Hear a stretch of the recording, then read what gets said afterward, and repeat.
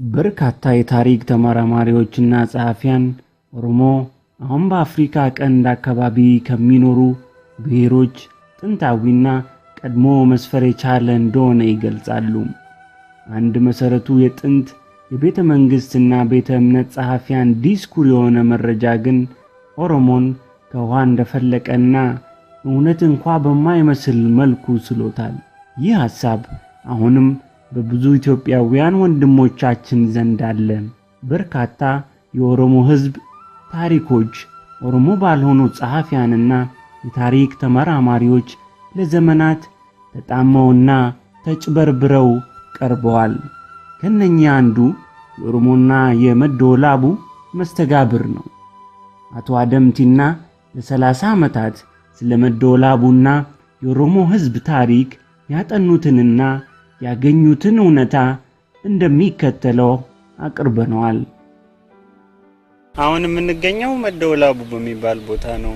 ይሄ ቦታ መቼ ነው መደወላቡ የተባለው? በምንስ ምክንያት መደወላቡ ተባለ? ይሄ ቦታ መደወላቡ የተባለው በ11ኛው መቶ ክፍለ ዘመን እንደሆነ ነው በገዳ አቆጣጠር ሽማግሌዎች የሚናገሩ። ከዛ በፊት ግን ጠራዮ ኦዳ ነበር የሚባለው። ውሃው እንደዚህ ትልቅ አልነበረም። ለጥጃዎችና ለቤት አገልግሎት ብቻ እንጂ ለከብቶች አይሆንም ነበር።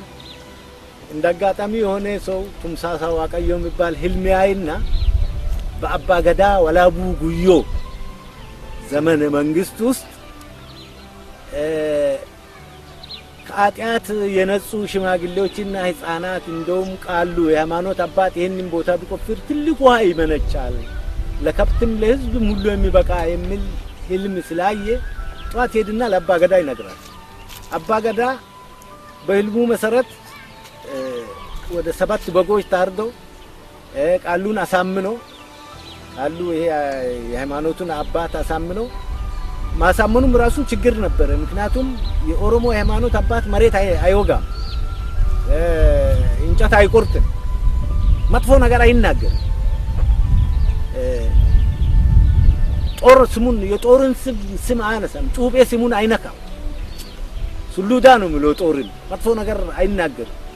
ስለዚህ አሳምኖ ቀራሩ በሚባል እንጨት እንዲያመለክት ብቻ ተደረገና የሃይማኖት አባት ከሃይማኖት ከአጢያት የነጹ ሽማግሌዎችና ህፃናት ቆፈሩ። ከፍተኛ ፍንዳታ ምንጭ ወጣ። ይህንን የምታየውን ወዲያና ወዲህ ሞልቶ ፈሰሰ። በዚህ ምክንያት ጠራዮ ኦዳ መደወላቡ ተብላ በዛ በአባ ገዳው ተሰየመች። መደ ማለት ምንጭ ነው። ምንጭ የወላቡ ምንጭ ማለት ነው። ከ11ኛው ክፍለ ዘመን ጀምሮ መደወላቡ የዲሞክራሲ ስርዓት የሚካሄድበት ቦታ ነበርና እሷን ነገር ባጭሩ ይግለጹልኝ።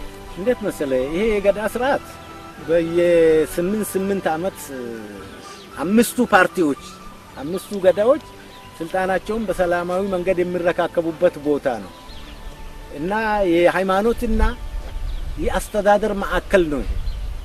ስልጣን ርክብክቡ የሚደረገው እዚህ ነው።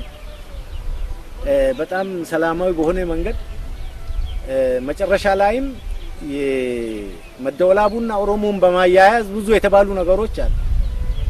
ኦሮሞ ከሆራ ወላቡ ውስጥ ወጣ። ኦሮሞ ከመደወላቡ ላይ ሆራ ወላቡ ላይ ተደራጅቶ በወረራ አካባቢን ያዘ በሚሉ የሀገር ውስጥ ጻፊዎች ከጻፉት ተነስቶ የውጭ ጻፊዎችን ብዙ ብለዋል። ኦሮሞ ማይግሬሽን፣ ኦሮሞ ኢንቬንሽን፣ ኦሮሞ ወረራ እስከ ማለት ደርሷል። ይሄ ግን እውነት አይደለም። ያለው ሀቅ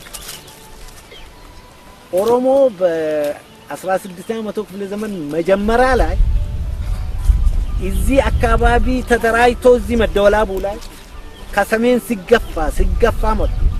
በተለያዩ ኦዳዎች በተለያዩ ጨፌዎች ከምስራቅ በሙስሊም ኃይል ከሰሜን በክርስቲያን ኃይል ሲገፋ መጥቶ መጨረሻ ላይ 16ኛው መቶ ክፍለ ዘመን ላይ የገዳን ስርዓት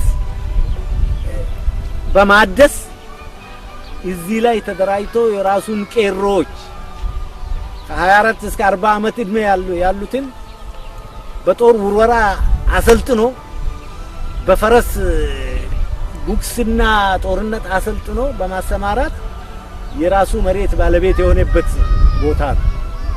እንደ ኦሮሞ በታሪኩ እንደ ብሔር ዛሬ ሊኖር የቻለው መደወላቡ ላይ ኦሮሞ ተሰብስቦ ማልታና ምን እንሁን በሚለው ተመካክሮ ጠላትም መጥቶ የመሬቱ ባለቤት ለመሆን ስለቻለ ብቻ ነው ዛሬ እንደ ኦሮሞ እንደ ብሔር ለመኖር የቻልነው። እና ዩኒቨርሲቲ መደወላቡ የሚባለውም ለዚህ ነው። መደወላቡ ባይኖር ኦሮሞ አይኖርም።